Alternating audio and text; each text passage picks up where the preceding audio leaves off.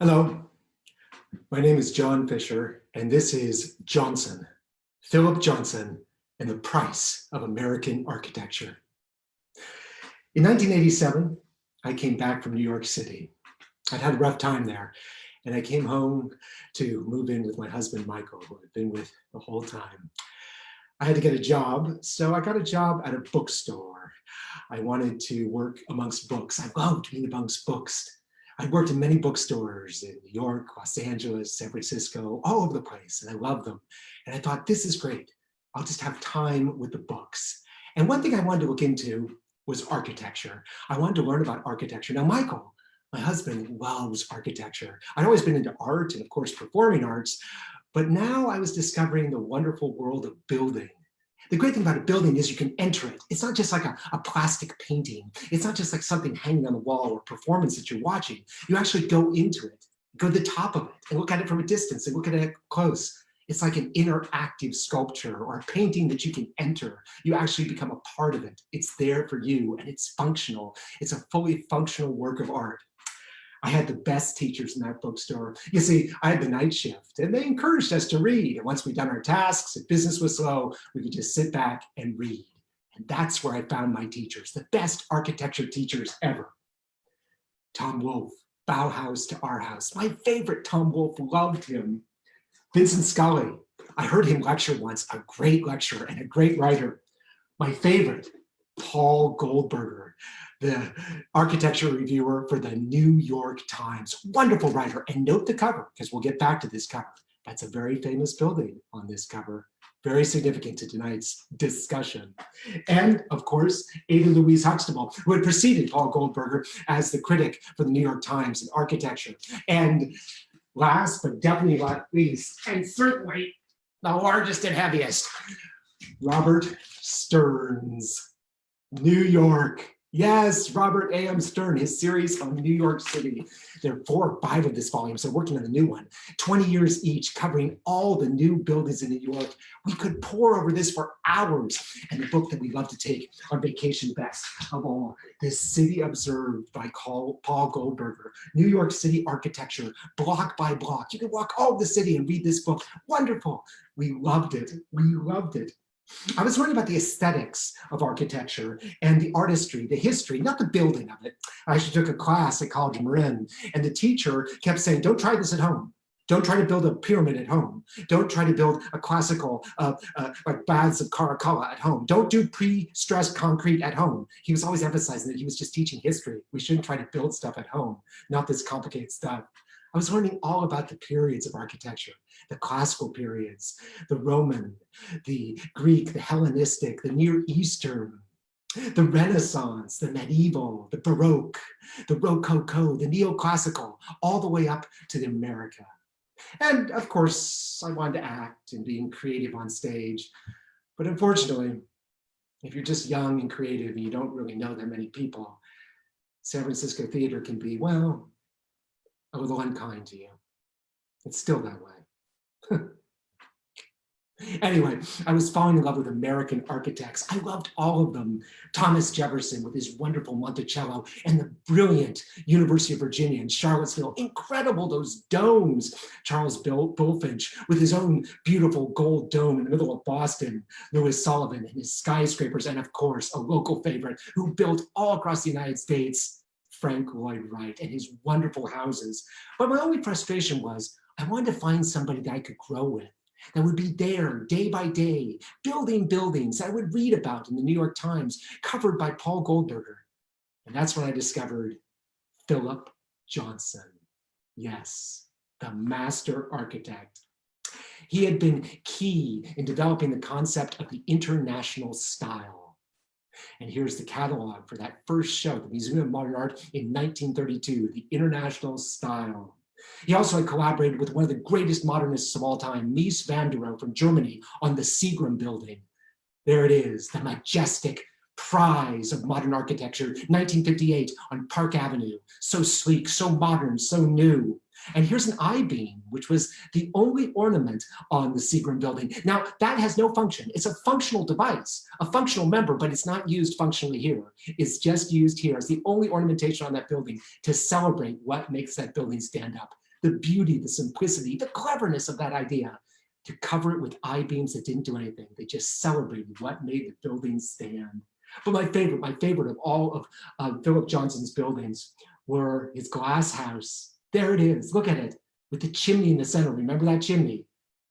Steel and glass, you can see right through it. There's no there there. The ultimate modernist structure. And a personal favorite is Bank of America in Houston. I love this building. Look at that. That's a skyscraper with Dutch Gothic architecture soaring up as if it was on a massive canal. A skyscraper in Houston with Dutch classical architecture. Also, the Danish guild halls are referenced here. Wonderful, transported back to the Middle Ages, to the Renaissance in the middle of Houston in this ginormous building.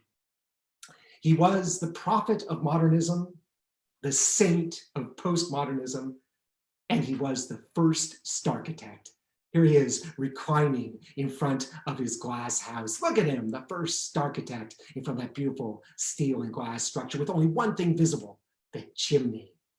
And here he is with his glasses. He created his own glasses. Look at that. Hey, they were based on Le Corbusier's glasses, the great French architect, but he made them all his own and he always wore them. He was a walking advertisement for himself, like Andy Warhol, like Keith Haring, a walking advertisement. And this is what I love most about Phillip Johnson. He was gay. I love that he was gay. And here is his boyfriend of many, many years, David Whitney, reclining on one of Andy Warhol's Brillo boxes. Yes, there he was at the middle of modern sculpture, modern art, and modern architecture. The wonderful David Whitney, a curator himself at the Castelli Gallery. And here they are together, Phillip Johnson and David Whitney. So let's check in and see if we can hear a little bit from Phillip Johnson himself.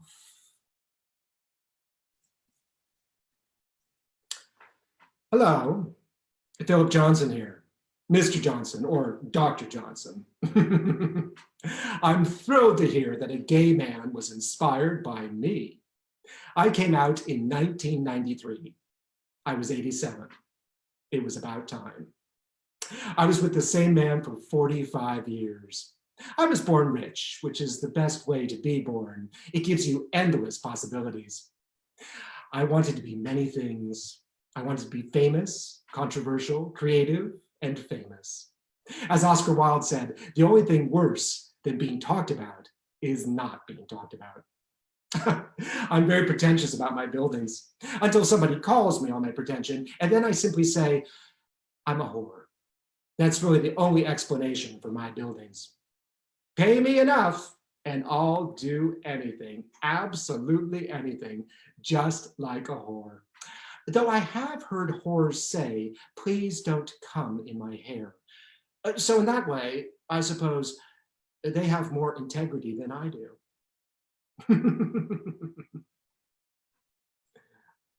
I loved Phillip Johnson because I fancied that we had a lot of things in common. He was incredibly rich, unlike me, but he didn't fit in college. He went to Harvard and he was a poor student. He just didn't fit in there. I think because he must have felt his outsiderness as a gay man.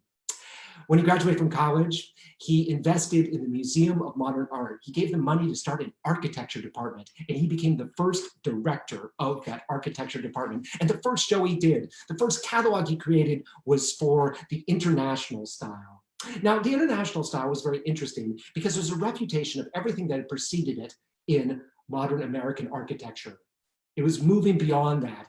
Architecture before that was very, very early century, we'll call it, as opposed to mid-century. And he found great modernists in Europe, Walter Gropius, Mies van der Rohe, Le Corbusier, and he brought their style to the United States and argued for it in this great show, the international style. So here is a glimpse of American architecture in the early 30s. Here is the Chrysler Building, of course, the wonderful Chrysler Building, magnificent, that huge building, looks like a car, doesn't it? All sparkling with steel, shiny. Look at the downspouts, the gargoyles there, heavy, monumental, triumphant, a celebration like a Gothic structure or a Baroque structure or a Rococo structure, a celebration of America, all ornamentation and massive and powerful. Also representative of the period, the early 30s, Frank Lloyd Wright's Prairie House. Here's the Roby House. Now, very different from the Chrysler Building, not as much ornamentation, but a different kind of ornamentation. Still, the windows are not a big feature of it. There's a lot of coloration, a lot of banding. You see ornament there in that urn right there. Lots of ornamentation in its own way. But with the international style and the show that it engendered, suddenly we have Le Corbusier's Villa Savoy. And now architecture would be redefined. Modern architecture coming from Europe, now being defined as the international style. And this new architecture was very different from the Chrysler Building and the Roby House. It was boxy, as you can see, light, no ornamentation on the Villa Savoy, as you see there. Steel, glass, seems to float, flat surfaces, no color, a very simple structure, almost transparent, incredible, a whole new way of thinking about building. After World War II, he got a PhD in architecture from Harvard, and then he created his own glass house, that famous structure that we looked at before. There it is. Remember the chimney?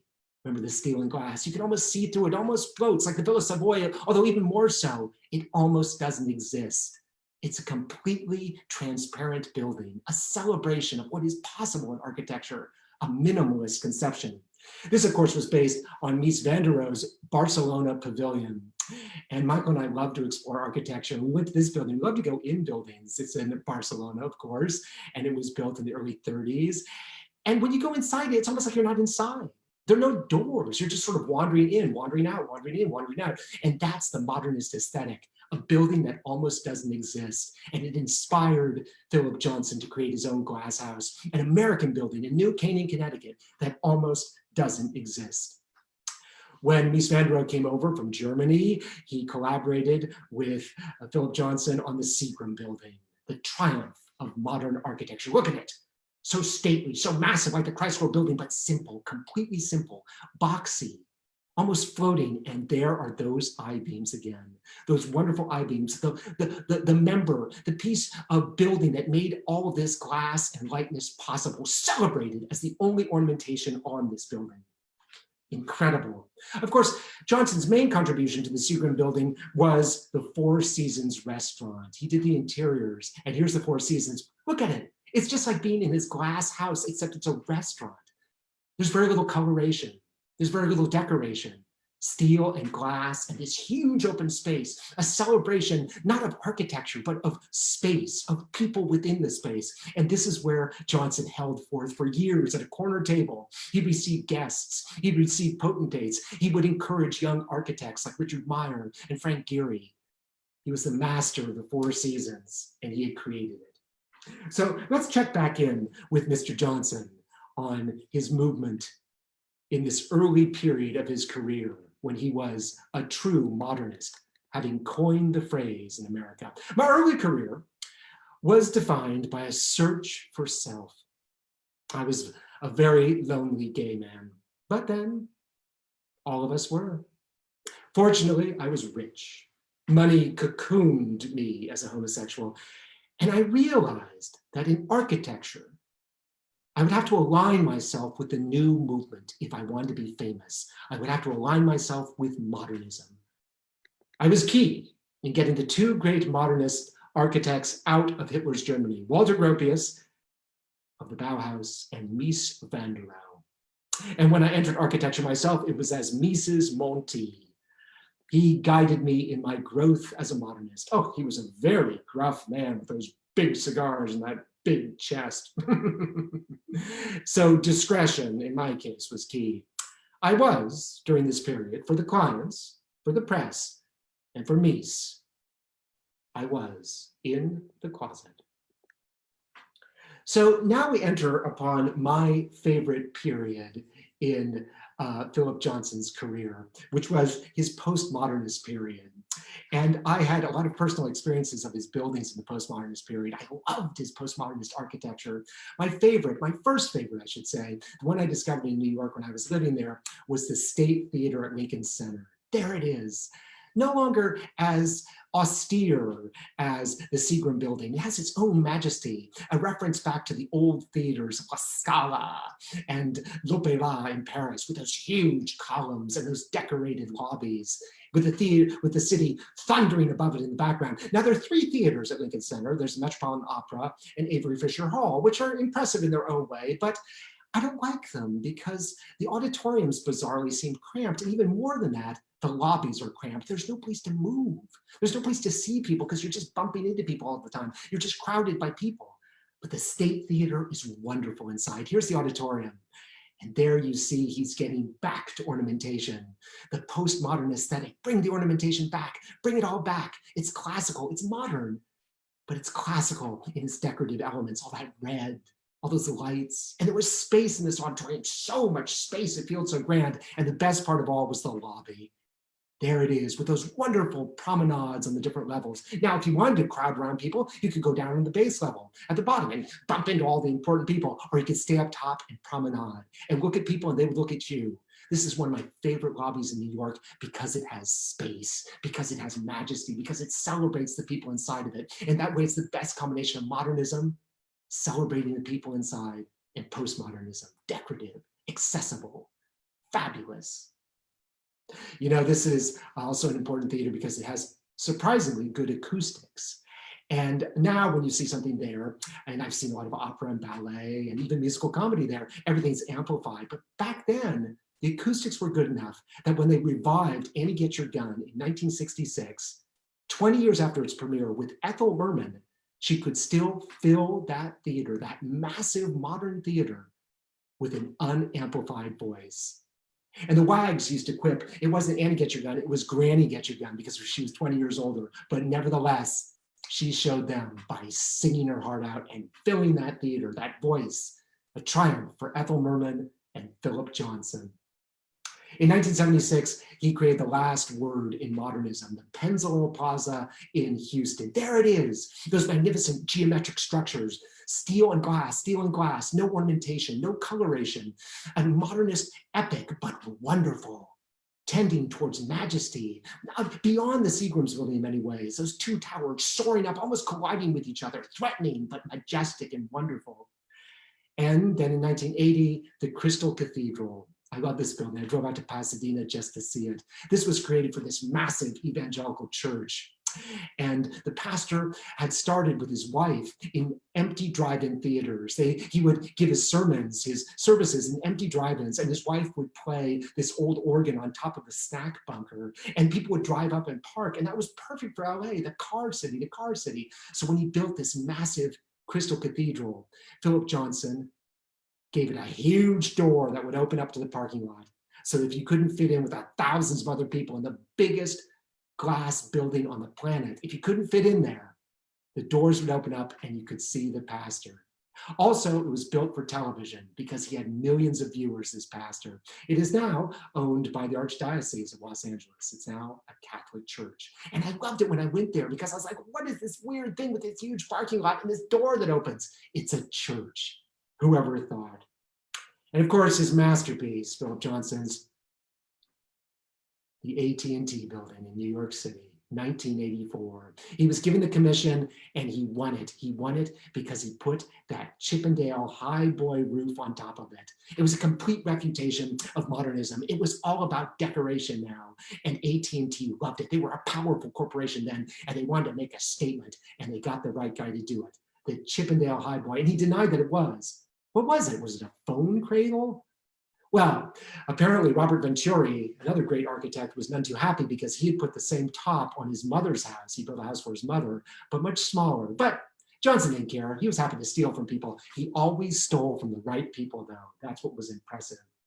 And it had this huge arched entryway, 7 stories tall, 70 feet wide, majestic. And the stone came from the same quarry that supplied that beautiful stone for Grand Central Station, just a few blocks away. It was a massive undertaking, and it worked. It took 10 years to build, but it was impressive and beautiful, and it brought postmodernism roaring into the American century.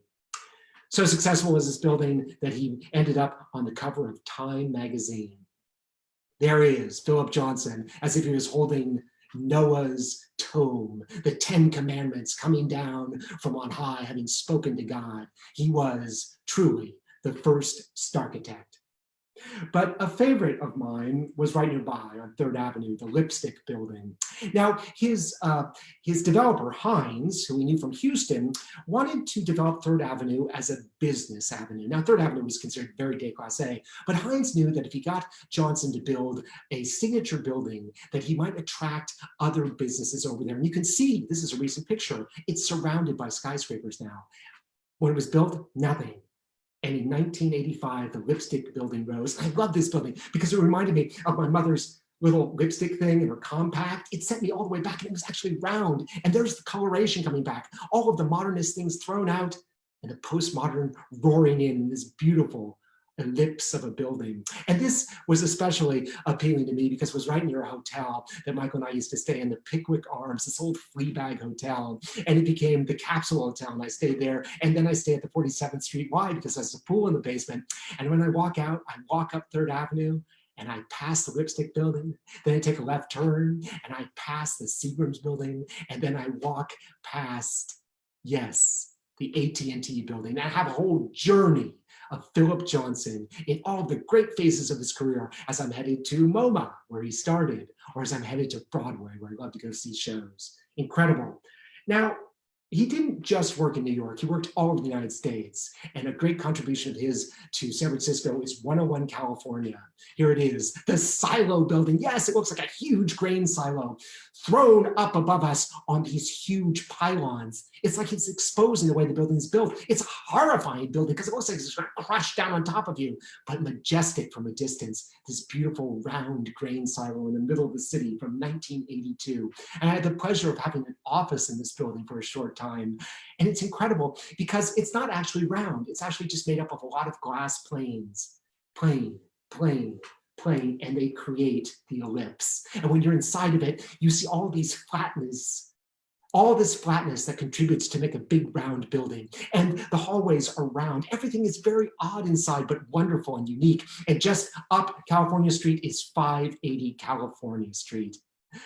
A building that a lot of professional architects think is just kitsch, just old time kitsch, but I loved it. I loved it, and I'll tell you why. I love its massing, I love the mansard roof, I love all that about it, but I especially love on the top, yes, the corporate goddesses, they're called. These beautiful goddesses, 3 on each side, 12 of them.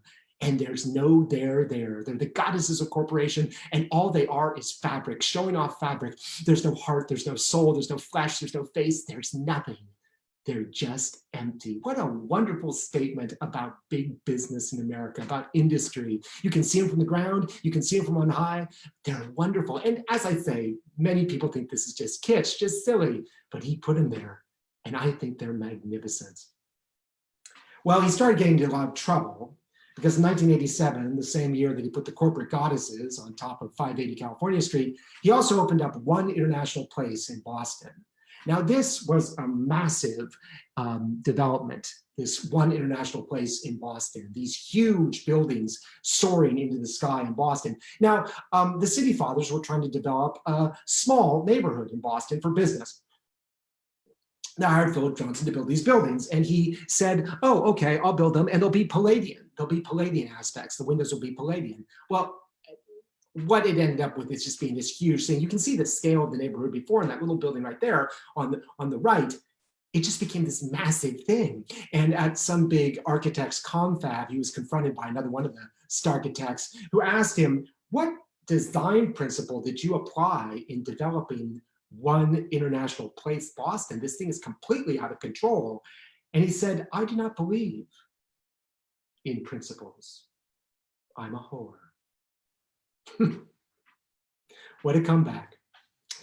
I had my own reservations. Here's an example, 33 Maiden Lane, 1985 in downtown Manhattan. Now you see, the building on the side is a Renaissance building with medieval crenellated aspects, and he wanted to reference that, so he created an office building, which was a big castle. I don't think this really works. I never have. When seen from the ground, you can't even see the crenellated towers. They're not even all that visible here at a mid-height photograph. So I think the whole gesture was sort of small and sort of halfway. Also, there were budgetary concerns. He didn't get the stone he wanted, so he got sort of this chintzy, low-impact stone. The coloration is very weak. I do not think this was a successful postmodernist building. The attempt was there and the ideas were there. It just didn't quite come off, certainly not from the ground. So let's check in with Mr. Johnson on his postmodernist period. I grew sick of modernism. I wanted to express myself. Modernism now seems so anal, so constipated. So I invented postmodernism. Well, I stole it. But that's a form of invention. I'm sure Oscar Wilde had something to say about that, stealing. Postmodernism was a return to the ornamentation, the fun, the celebration of beauty and grandeur. A sellout, you call me? Well, yes, I was. But I was grateful that I had at least something to sell. And it was the 60s, the age of revolution. And then it was the 70s, the me generation. I wanted to revolt and be me, fabulous, gay, fun. And then it was the 80s, the Reagan era, money. And so I wanted to create pyramids, cathedrals of money. I even built buildings for Donald Trump. He was a lovely client, kind of stupid, but lovely. I'd always heard rumors about Johnson's politics, not his politics now or the time that I was getting into him, but before, from the 30s, from the time of world fascism. The rumors, I thought, did he just do something wrong? Did he go to the wrong meeting? Did he just give money to the wrong person? I wasn't quite clear on what he actually was. And then in 2018, a book came out written by a man named Mark Lamster.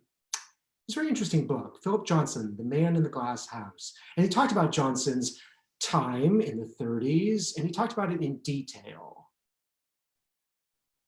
Johnson fell under the sway of Father Coulon, who was a Catholic priest and a demagogue. He had 30 million listeners on his radio show. He was a racist. He railed against FDR. He called him a Mexican lover, an immigrant lover. And he took his New Deal, which was saving America from depression. He took it, and Father Coulon called it the Jew deal. What a racist. He said it was all backed by Jewish bankers. It was all conspiracy. He sounded like Hitler. And here you can see the gestures are Hitlerian. Here he is. And he had a massive following. And in 1936, he was trying to bring down President Roosevelt. And here we see a rally of his, which is modeled after the Nuremberg rallies in Nazi Germany. You can see it, the crowds. You can see the long, skinny flags of the Nazi flag at the Nuremberg rallies. You can see the lionization of an American hero, George Washington, turned into a Siegfried, turned into a Frederick the Great, a master warrior who will inspire us to move forward. At his next rally in Chicago in 1936, the rostrum was designed by Phillip Johnson, and he based it on Mussolini's rostrum in Rome, where he gave his speeches to the fascist hordes. You can see travertine, massive travertine marble rostrum with the flags flying above it. Of course, it wasn't travertine.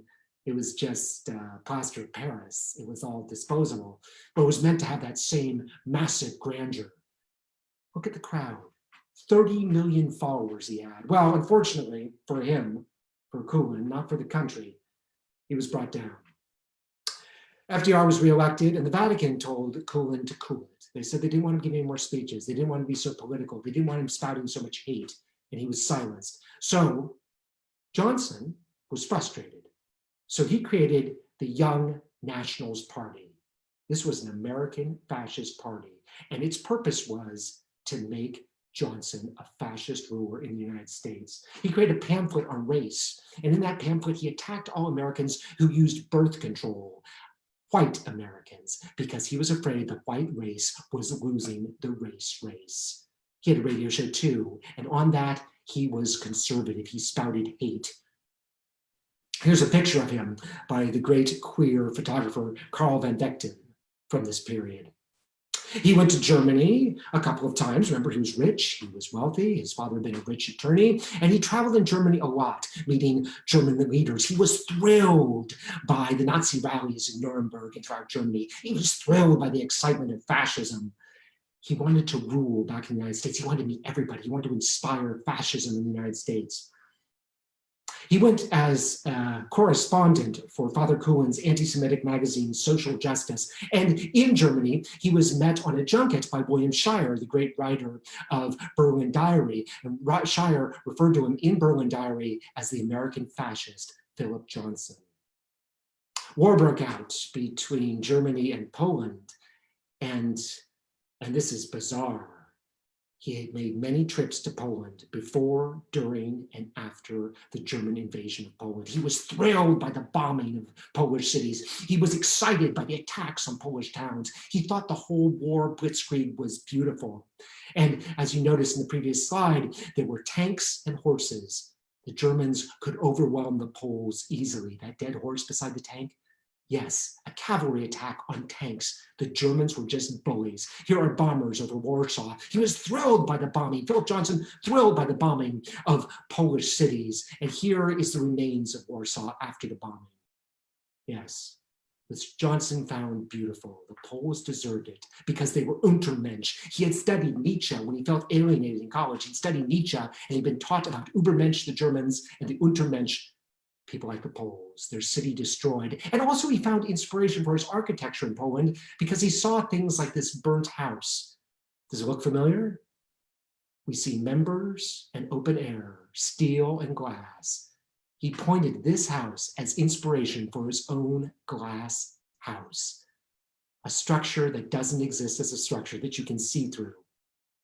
The burnt buildings of Poland, and also the chimneys that were left after a huge bombing raid. All that was left of a village were the chimneys. Remember the chimney in the glass house? Another inspiration for Phillip Johnson. Destruction, ruin. Oh my God, that's modern architecture. He was thrilled by his time in Poland. He found it exciting. Well, he came back to the United States, and in 1941, the United States came into the war, and he was interviewed by the FBI about his fascist background, interviewed many times, and finally they decided that he was harmless, completely harmless. He was a failed fascist, which is about the best you could say for him in this period. And when I heard about this, I was so disillusioned. Here was this gay master architect whose work I'd followed and loved through all its periods. And now I found out he'd gone through 10 years of fascism. How can you shake that off?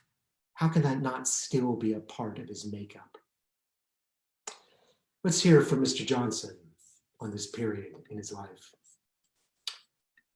In my defense, after the war, I designed for free a synagogue in Port Chester, New York, and an atomic research facility for the Israelis in Israel. I always promoted the work of Jewish American architects, Frank Gehry most especially. As for my political activities in the 1930s, I feel only guilt. I can't explain it. How do you explain guilt? You can't, it's impossible. It was a monumentally stupid thing for me to do. And it was nothing more than opportunism. Opportunism, that's all it was. And I regret it. Well, that's interesting. Was his regret, was his taking on those commissions, was his promoting Jewish architects also opportunism? Was he trying to clean up his name in retrospect? He was always asked about this through his career. He always expressed regret. Was he just keeping an eye on the bottom line? As I said, the best book on this subject is Mark Lamster's Phillip Johnson, The Man in the Glass House, and he documents in detail the 30s, which is a fascinating chapter. And the time he spent in Germany and Poland is bizarre. It is, I hate to say it, it's a fascinating read because you really see things you never expected from this man, this homosexual man promoting fascism. Wasn't he aware of what was happening to homosexuals in Nazi Germany? And it's all there in Lamster's book. I do offer a word of caution about Lamster's book because on top of not respecting Johnson because he was a fascist, which of course makes sense, He doesn't like his architecture, which of course is opinion, and he details everything that's wrong with Johnson's architecture throughout his career. But he also, I think inadvertently, drifts into homophobia. It almost seems like he's condemning Johnson for his homosexuality at times. And I don't think Lamster is quite as sensitive to how difficult it was to be a queer man in the early part of the 20th century in America. An interesting book, a fascinating book, an important book, but to be read with caution. Unintentional homophobia, it's there. And it sort of undermines a lot of his argument, which is needful, an unfortunate aspect of a very important book. Well, there are two more Johnson stories that arose even as I was preparing this piece. I was talking to David Draper, who's this wonderful costume designer who we work with, and he said, are you going to talk about how Philip Johnson destroyed the city of Paris in San Francisco, that wonderful department store? Here it is, the city of Paris in San Francisco. And Johnson was always talking about preservation. He marched against the destruction of the Pennsylvania station in New York City, and he was always about preservation, and yet he willfully participated in the destruction of this wonderful department store in the city of Paris, which my mother always talked about. It was her favorite department store in San Francisco because of its glass ceiling. Well, the glass ceiling was preserved, but this is the postmodernist edifice that Johnson put in the place of that beautiful building. It's made of wonderful materials. It's a solid structure, expensive, but it is brutal as heck, right on Union Square. Not nearly as much fun as the city of Paris, that great classical structure. And a weird story about this is the Preservation Committee was discussing this, the preservation of the city of Paris, and Philip Johnson attended. He was pretty much on the spot because his structure was going to replace the old city of Paris. But during the whole discussion, he sat there reading a copy of Sherlock Holmes. He wasn't going to be swayed, not when his fee was so large. Huh? Also, Joe Talley, who you know from these broadcasts, when I was telling him about the project, he said, oh, you're going to talk about the United Church of Christ in Dallas. And this is a church for the LGBT Christian community. And I said, no, I didn't know about it. I never even heard about it. It was one of Johnson's last structures. And I looked it up, and this is what I found. Magnificent. Why? Because it's not like anything else that Johnson ever built. And if he helped somebody like Frank Gehry, as he bragged for political reasons, one nice thing to see is that he was obviously influenced by Frank Gehry, because this is a very Gehry-esque structure with the biomorphic forms. And I was touched that he was building something for the LGBT community. I'm not sure I'm not disillusioned any longer, but it was a nice coda to his career, influenced by a younger architect who he had promoted, and also now working for the LGBT community.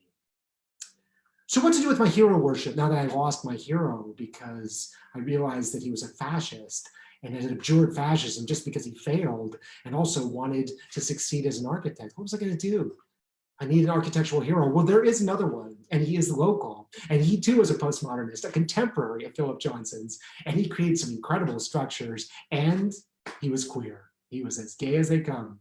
Charles Moore, a brilliant architect who worked a lot in the Bay Area and also was a teacher at UC Berkeley. And here is his Sea Ranch, which is probably his most famous structure, these beautiful condominiums at Sea Ranch, wonderful postmodernism.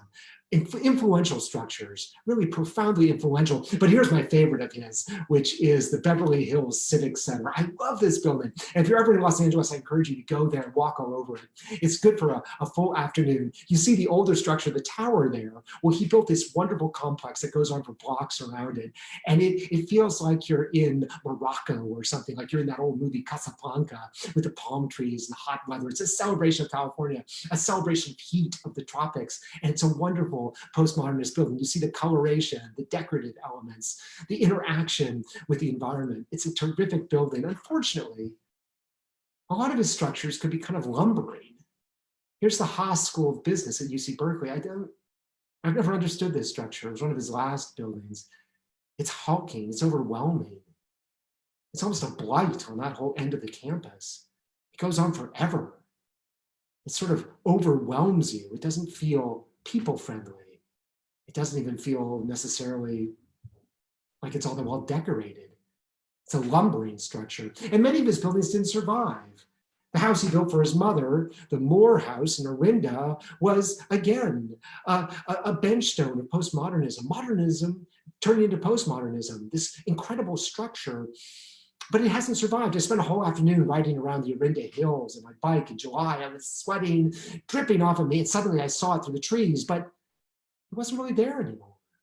It had been buried in a larger structure. I could see little bits of it, but it had been erased, as if it wasn't even a landmark, as if he wasn't even important. And probably his most famous structure after Sea Ranch is the Piazza d'Italia in New Orleans, this wonderful celebration of postmodern aesthetic. You see all the elements there, the color, the ornamentation, the fun, the joy, the spirit, the gayness, the queerness, if you want, of postmodernism. And it was meant to sort of enliven the part of New Orleans that was not as exciting to visitors as the French Quarter, and it really did. It had water flowing through it. Children loved to play there, but we keep reading about how it might be destroyed.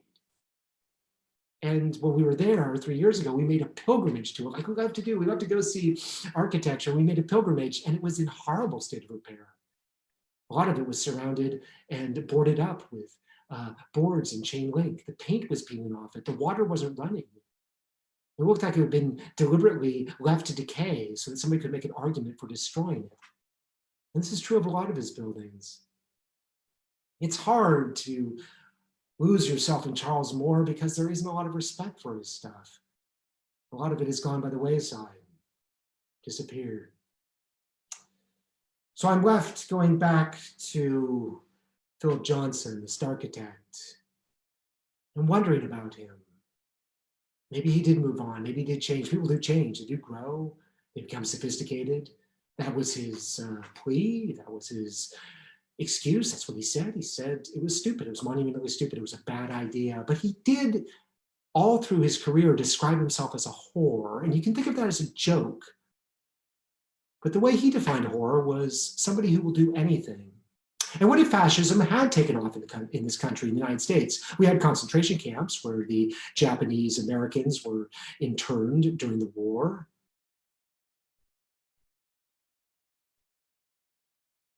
So what would happen? What would happen if a fascist American government was looking around for an architect to build a death camp? Wouldn't a whore be the perfect person for that assignment? Is it really that hard to imagine Phillip Johnson building an Auschwitz or a Dachau? Scary to think about. A fascist who then grew out of fascism and playfully, perhaps, or maybe not, described himself and his aesthetic as those of a whore. Thank you so much for joining me. I am John Fisher. This has been Johnson, Phillip Johnson and the Price of American Architecture. And we have some programs coming up. Next week, I'll be doing a solo piece on Thursday about Modjeska, Helena Modjeska, the great San Francisco actress who took America by storm as the greatest Shakespearean of the 19th century. And on Tuesday, we have a wonderful new play by Stuart Bussell. So please join us on Tuesday at 7 o'clock for the next in our reading series. If you'd like to support our theater, and it's still queer July, I call it Queer July, you can do so by donating to our theater on our website, therhino.org, and you can click on that and send us a donation. We can certainly use your help during COVID-19. We've been producing 2, sometimes 3 shows a week ever since it started. This is my 16th production. So we've been trying to provide as much entertainment as possible, but we're only able to do it with the generous support of viewers like you. But more than anything, thank you so much for joining me this evening, and keep looking at that architecture. Good night.